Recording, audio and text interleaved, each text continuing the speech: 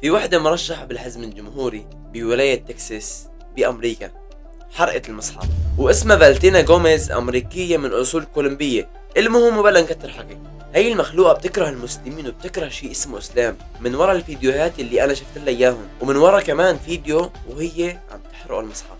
المهم بعد هالشغلات كلهم عرفت انه هي المخلوقة اكتر حدا عنصري ضد المسلمين، جد ما بتحب المسلمين، ما بتحب شيء اسمه اسلام، تمام. وفي مرة من المرات طلعت بتصريح وكانت عم تحكي سأقضي على الاسلام في تكساس. يعني هي من استلمت ما راح تخلي ولا مسلم بولاية تكساس. بس انا الشيء اللي جاي احكي عنه هو حرق المصحف.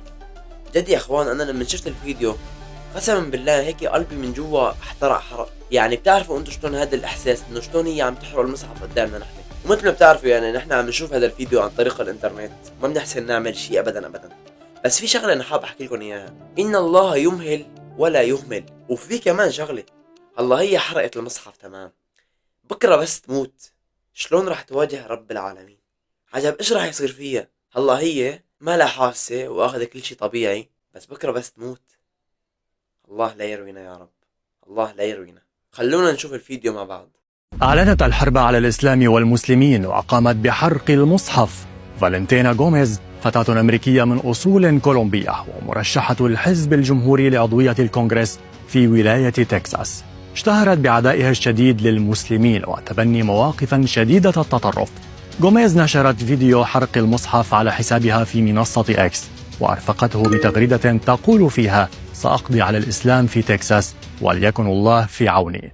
وتابعت المسلمون يغتصبون ويقتلون في طريقهم للسيطرة على الدول المسيحية.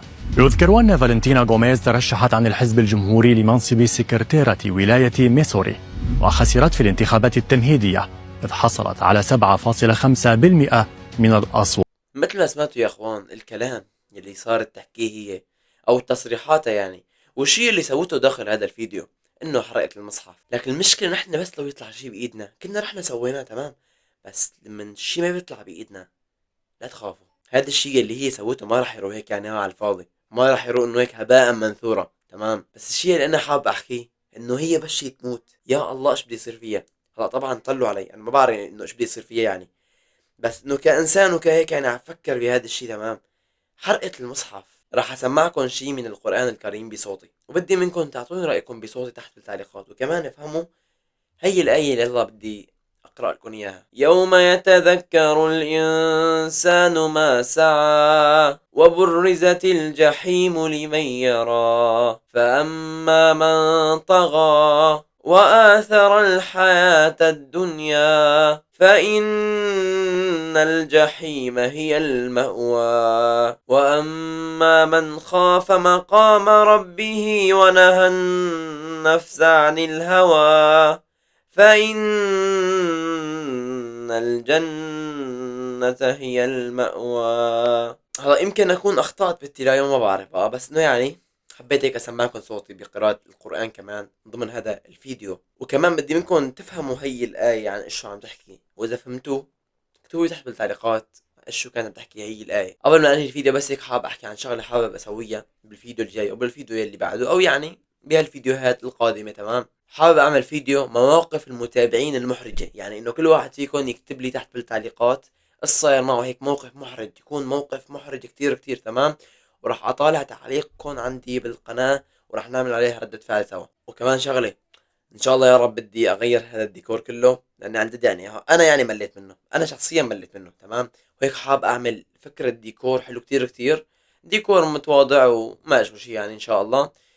لاني مثل ما بتعرفوا محتوانا اخر شي صاير هيك عبارة عن قصص وردات فعل وترندات وهيك، فهيك يعني حاب اعمل هذا الديكور عبارة عن محتوى القصص ومحتوى الترندات والضحك، وبتعرفوا انتو شلون يعني. فادعوا لي انتو بس ويا رب تصير معي، واذا صارت معي عن جد انا راح انبسط كتير كتير، بس اذا ما صارت معي يعني كله خير ان شاء الله. يلي وصل معنا لهي الثانية من هذا الفيديو انت بتستحق الاحترام، وخذ هي بوسة مني إلك. كمان شغلة أنا حكيت كتير إنه على الشي اللي عم بصير داخل غزة يا إخوان، جد كل يوم عن يوم عم نشوف فيديوهات ناس جوعانة، ناس عم بموتوا من ورا قلة الأكل، ناس عم بموتوا من الحرب، وإعلاميين كمان عم بموتوا عم يستهدفون أوراق الحمام. عرفتوا انتو مين؟ فالله يفرجها عليهم يا رب، فلا تنسوهم من دعائكم. وبدنا نشوف فيديو سوا عن طفل صغير يعني جوعان، وهن رايحين ياخدوا اكل. تمام، شوفوا شلون الناس هيك هاجمين على بعض، كل واحد هيك بس انه حابب ياخد اكل اله، بس انه نبيل يعني ما يعيش يوم يومين ثلاثة. فهمتوا شلون انتو؟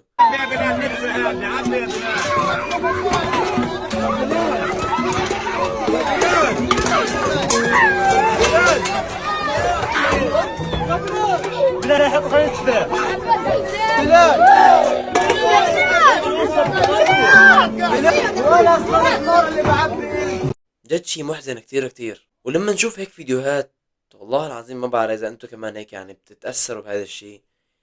مدري هيك واحد بيكتئب. تمام، بس من الواحد ما بيطلع شي بايده غير الدعاء. والله يفرج عليهم يا رب. انا احيانا خلال اليوم بيكون يعني عم امر بي يعني اوقات صعبة او هيك، فعن جد يعني كل ما امر باوقات صعبة او مثال شي حاب انه اسويه وما يصير معي، او بتعرفوا انتو شلون يعني، حي الله شي مثال، كل ما اتذكر الناس يلي عايشين بغزة احكي كلمة الحمد لله يا رب. الحمد لله يا رب.